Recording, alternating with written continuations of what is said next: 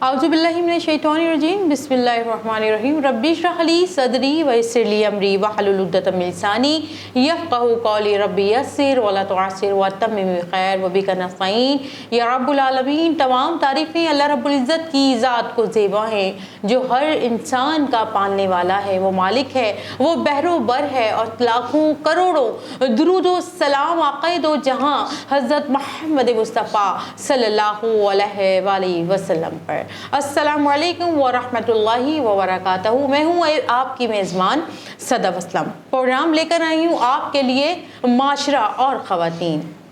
माशरा और ख़वातीन में आज हमारा मौजू है आदाब-ए गुफ्तगू, यानी गुफ्तगू के आदाब।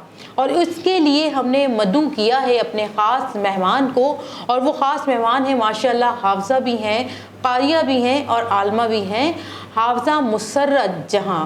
अस्सलामु अलैकुम व रहमतुल्लाहि व बरकातहू। वालेकुम अस्सलाम। कैसी हैं आप? अल्हम्दुलिल्लाह, अल्लाह का एहसान। माशाअल्लाह। जैसा कि आपको पता है कि आज हमारा मौजू है गुफ्तगू के आदाब ना, तो इसके बारे में हमारे इस्लाम में रसूल करीम सल्लल्लाहु अलैहि वसल्लम का क्या फरमान है और हमें लोगों से बातचीत करते हुए किन लफ्ज़ों का ख़याल रखना चाहिए, किन अदाब का ख़याल रखना चाहिए, क्या हमें छोटे बड़े लोगों से एक ही तरह बात करनी चाहिए, एक ही लहजे में बात करनी चाहिए कि इसके भी अदाब अलग अलग होते हैं। तो ज़रा प्लीज़ इसके बारे में आप बताइए। जी बिल्कुल। बिस्मिल्लाहिर्रहमानिर्रहीम। देखिए, इस्लाम में सबसे पहले गुफ्तगू के आदाब बहुत ज़्यादा बताए गए हैं और इस्लाम में इसकी बहुत ज़्यादा अहमियत भी बताई गई है कि प्यारे आका सल्लल्लाहु अलैहि वसल्लम की हदीस मुबारक है कि सबसे पहले तो गुफ्तगू जब शुरू करे इंसान तो हदीस मुबारक है कि गुफ्तगू से पहले सलाम कीजिए। तो सबसे पहले जब आप किसी से गुफ्तगू शुरू करें, चाहे वो आपके अपने मतलब घर के अफराद हों, आपके फैमिली के अफराद हों, आपके कुलीग हों, आपके वालिदैन हों, तो हमें चाहिए कि सबसे पहले हम उनको सलाम करें, क्योंकि सलाम जो है वो अल्लाह ताला की तरफ से रहमत और सलामती भेजी जाती है बंदे के ऊपर। तो सबसे पहला इम्प्रेशन जो है वो बहुत अच्छा पड़ता है। तो जब हम सलाम भेजेंगे, उसके बाद जब आप गुफ्तगू करें तो गुफ्तगू में भी सबसे पहले ये ख्याल रखना चाहिए, जैसा कि आपने फरमाया कि हर एक से मतलब बच्चे से बड़ों से किस तरह से गुफ्तगू करनी चाहिए। तो हर एक से, अगर बच्चा है आप किसी बच्चे से गुफ्तगू फरमा रही हैं तो उसको बच्चे के लेवल पे ही गुफ्तगू करनी चाहिए। लेकिन सबसे बड़ी चीज़, आप चाहे बच्चों से बात करें, बड़ों से बात करें, आपके अंदर मतलब आपके लहजे में, आपकी गुफ्तगू में एक नरमी होनी चाहिए। लहजे के अंदर वो कहते हैं ना, एक मिठास होनी चाहिए, शीरी ज़बान आपकी होनी चाहिए। क्योंकि अगर एक नेगेटिव बात या एक गलत बात भी आप किसी को पॉजिटिव तरीके से बोलेंगे, समझाएंगे, तो इंशाअल्लाह वो उसकी समझ में भी आ जाएगी। तो इसीलिए गुफ्तगू करते वक्त सबसे पहले हमें ये देखना चाहिए कि आया हम किसी बच्चे से मुखातिब हैं तो हमें उसके साथ बच्चे की तरह ही गुफ्तगू करनी चाहिए। आया हम किसी बड़े से मुखातिब हो रहे हैं, किसी पढ़े लिखे बंदे से मुखातिब हो रहे हैं, तो ज़ाहिर है अदब सबसे पहला करीना है मोहब्बत के करीनों में। तो हमें सबसे पहले अदब का ख्याल रखना चाहिए। अगर हम अपने किसी बड़े के साथ मुखातिब हैं, उससे सलाम करें, उसके बाद फिर अदब के साथ उससे गुफ्तगू करें।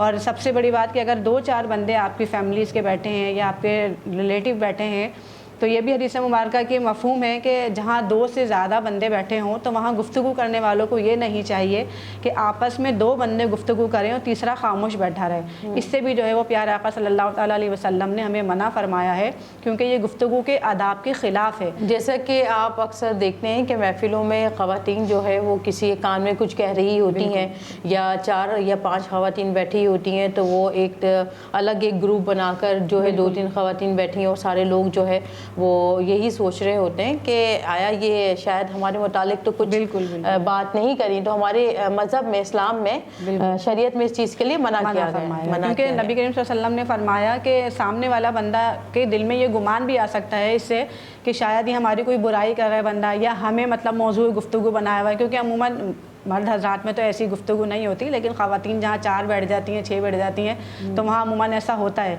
कि 2 बंदे आपस में बैठे हुए हैं, फ़लाँ की ड्रेसिंग के ऊपर गुफ्तगू हो रही होती है, किसी के चलने फिरने पे गुफ्तगू हो रही होती है, किसी के खाने पीने के अंदाज़ पे गुफ्तगू हो रही होती है। तो इस तरह से नबी करीम सल्लल्लाहु अलैहि वसल्लम ने हमें मना फरमाया कि इस तरह की गुफ्तगू से परहेज़ किया जाए, ये गुफ्तगू के आदाब के ख़िलाफ़ है। अच्छा मुसर्रत, एक बात बताइए, जब हमारे घरों में दस्तरखान लगता है और हम सब खाने के लिए बैठते हैं, जिसमें हमारे बड़े भी होते हैं और हमारे छोटे भी होते हैं, तो उस जगह पर जब रिस्क रखा होता है तो उधर अदाब के क्या चीज़ें होनी चाहिए जो अदब में आएँ और जिसके लिए फरमाया गया है कि रिस्क का भी अदब है?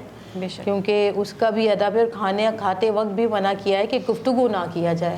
آپ جب کھانا کھائیں تو اس وقت جو ہے آپ باتیں نہ کریں نا. تو اس کے بارے میں آپ کیا کہیں گے؟ جی بالکل، دیکھیے جب دسترخوان لگا ہوا ہوتا ہے، ہم سب مطلب کھانا تناول فرماتے ہیں، تو سب سے پہلے تو یہ کہ آپ اللہ کا نام لے کے بسم اللہ الرحمن الرحیم پڑھ کے کھانا شروع کیجئے.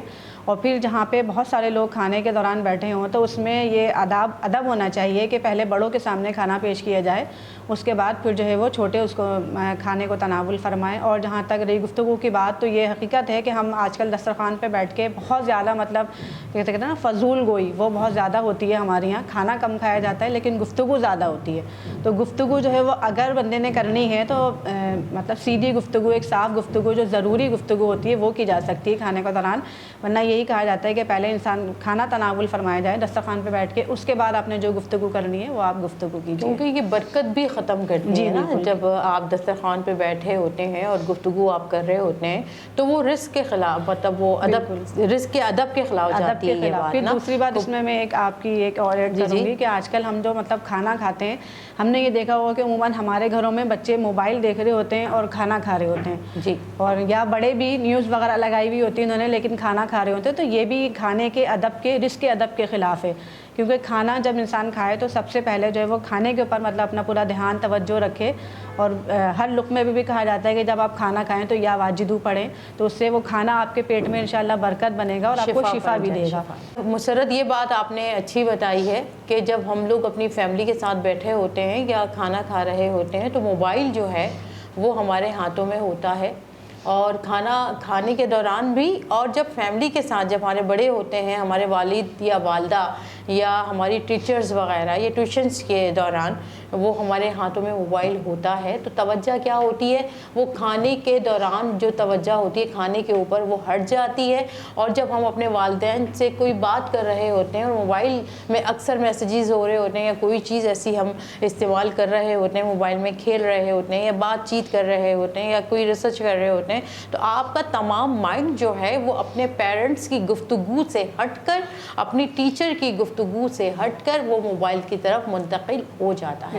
کھانا کھاتے ہوئے بھی ایک بات کا بہت خیال رکھا جائے کہ اللہ رب العزت نے رزق کی بڑی اہمیت بیان فرمائی ہے. رسول کریم صلی اللہ علیہ وآلہ وسلم آپ اگر ایک روٹی کا چھوٹا ٹکڑا بھی زمین پہ پڑے ہوئے دیکھ لیا کرتے تو آپ اسے اٹھاتے، صاف کرتے اور اسے کھا لیا کرتے. کیونکہ آپ دیکھیے کہ تمام عالم میں جتنے بھی لوگ ہیں اس دنیا کے اندر، وہ روزی روٹی کماتے ہیں، محنت کرتے ہیں، باہر جاتے ہیں اور رزق کما کر لے کر آتے ہیں. تو وہ کس لیے؟ یہ بڑی محنت سے یہ چیزیں جو ہے حاصل کی جاتی ہیں. اللہ رب العزت نے انسان کو اشرف المخلوق بنایا، یعنی تمام مخلوقات میں اشرف بنایا. اور اشرف بنانے کے بعد اللہ رب العزت نے انسان کو شعور عطا فرمایا. اور شعور جو ہے وہ اس بات کی تصدیق کرتا ہے کہ اللہ نے آپ کو تمام مخلوقوں میں اعلیٰ بنایا. تو آپ اس شعور سے جو ہے وہ ایسے کام کر سکتے ہیں کہ جس سے انسان جو ہے اعلیٰ درجات پر فائز ہوتا ہے. جس طرح کھانا کھاتے ہوئے، گفتگو کرتے ہوئے، بڑوں کا ادب کرتے ہوئے آپ کو ٹیچر سے کس طرح بات کرنی ہے. اکثر پیرنٹس جب آتے ہیں تو بچوں کو ان کے ادب کے لیے کھڑا ہو جانا چاہیے کیونکہ وہ والدین ہوتے ہیں. آپ دیکھیں اب بھی اگر کلاس روم کے اندر ہمارے ٹیچرز آتے ہیں تو ہم اپنی سیٹوں سے اٹھ کر کھڑے ہو جاتے ہیں ان کے ادب کے لیے کہ وہ ایک ٹیچرز ہیں، ایک ڈاکٹرز ہیں، ایک انجینئرز ہیں. دنیا میں جتنے بھی لوگ بڑے بڑے عہدوں پر فائز ہیں، منصب پہ فائز ہیں، تو ایک ٹیچرز ہی انہیں ان منصب پر فائز کرنے میں بڑی ہیلپ کرتا ہے اور پہنچاتا ہے. آپ دیکھیے کہ گفتگو، حضرت علی کرم اللہ وجہ نے ارشاد فرمایا کہ بڑی بڑی جنگیں جو ہے وہ نرم لہجے سے جو ہے وہ جیتی جا سکتی ہیں. تو اپنے لہجے کو آپ ہمیشہ نرم رکھیں، اور جن کا لہجہ نرم ہوتا ہے تو ان کے کام جو ہے وہ آسان ہو جاتے ہیں. آپ دیکھیے کہ ہر جگہ غصہ اور لڑائیاں یہ کام نہیں آتی، یہ آپ کے کام بگاڑتی ہیں. آپ کے گھر میں بھی، آپ کے آفس میں بھی، اور آپ کے کولیگس کے ساتھ بھی، آپ کے فرینڈس کے ساتھ بھی. اگر آپ زیادہ غصے والے ہوتے ہیں تو لوگ آپ سے بات کرنے کی کوشش نہیں کرتے. وہ پہلے یہ سوچتے ہیں کہ شاید ہم اس سے بات کریں گے اور اس سے ہماری کسی بات پر غصہ آئے. بڑے افسوس افسوس کے ساتھ یہ بات کہنا پڑتی ہے، اور مجھے بڑے افسوس کے ساتھ یہ کہنا پڑ رہا ہے کہ وہ پیرنٹس جو اپنے بچوں سے بات کرتے ہوئے صرف اس لیے ڈرتے ہیں کہ شاید ہم کچھ بولیں اور ہماری اولاد ہم سے اونچی آواز سے بات کر لے یا ہمیں ڈانٹ دے، تو بڑی شرم کی بات ہے ان بچوں کے لیے جو اپنے والدین سے اچھا کلام نہیں کرتے، اچھے الفاظ استعمال نہیں کرتے۔ ان لوگوں کے لیے رسول کریم صلی اللہ علیہ وآلہ وسلم کی ایک حدیث ہے کہ جو بچے، جو اولاد اپنے والدین کا احترام کرتی ہے، ان کی عزت کرتی ہے، تو اللہ رب العزت انہیں دنیا میں بھی نوازتا ہے اور آخرت میں بھی ان کے درجات کو بلند فرماتا ہے۔ تو یہ تمام چیزیں جو اللہ رب العزت نے ہمارے لیے بنائی ہیں، شعور سے استعمال کیجئے اور اپنی گفتگو میں وہ تمام چیزیں شامل کیجئے جس سے آپ دوسرے کے دل میں اپنی جگہ بنا سکیں۔ اور یہ کس طرح ممکن ہوتا ہے؟ کس طرح ممکن ہوتا ہے مسرت؟ بالکل، یہ جب ممکن ہوگا کہ جب ہم اپنی گفتگو میں لہجے میں نرمی پیدا کریں گے اور شیریں زبان بولیں گے، مٹھاس سے بولیں گے، چاہے وہ آپ کے والدین ہوں، آپ کی اولاد ہوں۔ کیونکہ ہم اگر پیارے آقا صلی اللہ تعالیٰ علیہ وآلہ وسلم کی پوری زندگی اٹھا کے دیکھیں، ہم جانتے ہیں کہ طائف کے واقعات ہم سب بچپن سے پڑھتے ہوئے آتے ہیں کہ انہوں نے کتنے ظلم کیے نبی پاک صلی اللہ علیہ وآلہ وسلم پر، لیکن آپ نے اپنی گفتگو سے، اپنے لہجے سے ان کو بد دعا تک نہیں دی۔ حالانکہ اللہ رب تبارک و تعالیٰ نے واضح فرمایا کہ اے محبوب، آپ چاہیں تو ہم ان کو کچل سکتے ہیں پہاڑوں کے درمیان، لیکن اللہ کے حبیب صلی اللہ علیہ وسلم نے منع فرما دیا کہ نہیں ہے باری تعالیٰ، میں ان لوگوں کو عذاب دینے کے لیے نہیں بلکہ رحمت بنا کر بھیجا گیا ہوں۔ تو آپ صلی اللہ علیہ وسلم نے بھی پوری زندگی اپنی گفتگو سے، اپنے اخلاق سے، اپنی میٹھی زبان سے ہی اسلام کو پھیلایا۔ اللہ تعالیٰ نے اسلام کو ترقی دی اور پوری دنیا میں آج ہمارا مذہب اسلام گفتگو کے بنا پر پھیلا ہوا ہے۔ ماشاءاللہ بہت اچھی گفتگو رہی مسرت جہاں آپ سے، اور آپ ماشاءاللہ ایک ٹیچر بھی ہیں، ایک عالمہ بھی ہیں، حافظہ بھی ہیں، اور آپ کے پاس ماشاءاللہ بچے بھی جو ہے وہ کثیر تعداد سے قرآن مجید فرقان حمید پڑھتے بھی ہیں، اور ہر بچے کی نفسیات جو ہے وہ الگ ہوتی ہے۔ ایک ٹیچرز کے اگر اس سے دیکھا جائے آپ کو، تو ہر بچہ اپنی نفسیات سے الگ ہوتا ہے۔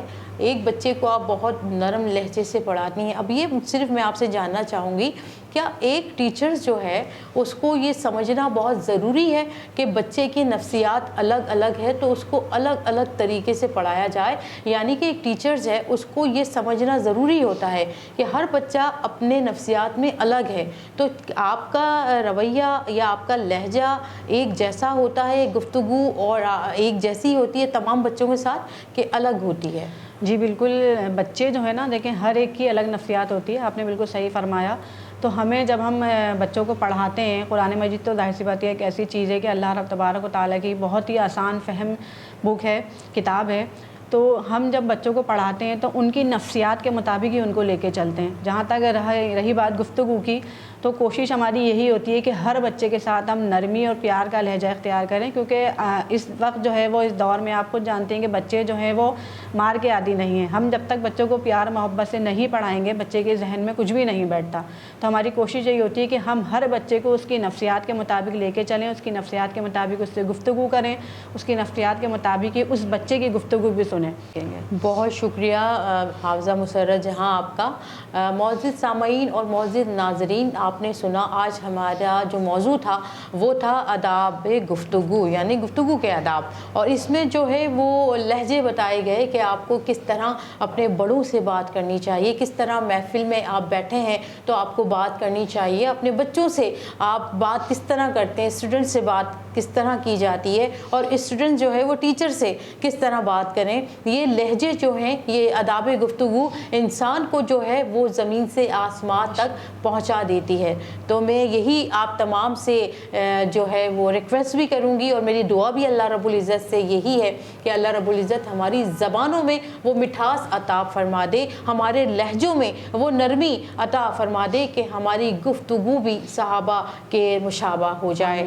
آمین یا رب العالمین۔ اپنی ہوسٹ صدف اسلم کو اجازت دیجیے، انشاءاللہ اپنے ایک نئے موضوع کے ساتھ نیکسٹ پروگرام میں حاضر خدمت ہوں گی۔ السلام علیکم ورحمۃ اللہ وبرکاتہ۔